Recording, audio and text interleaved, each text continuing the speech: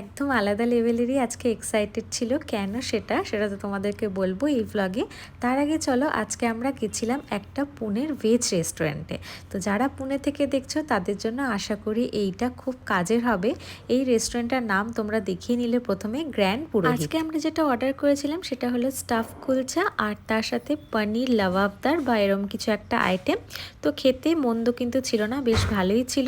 তবে একটু প্রাইসিংটা বেশি ছিল। ওভারঅল বলতে গেলে কিন্তু বেশ ভালোই ছিল। তোমরাও যারা ভেজ খাওয়ার দিনে এখানে আসতে চাও আমি বলবো যে একদম চলে এসো, আশা করি ভালো লাগবে। আর রূপ যে জন্য খুব এক্সাইটেড ছিল সেটা হলো রজনীকান্তের মুভি নতুন বেরিয়েছে মুভি, তো সেটাই আমরা দেখতে এসেছিলাম। বাকিটা তোমরা দেখে নাও, ব্লগটা এখানে শেষ করি।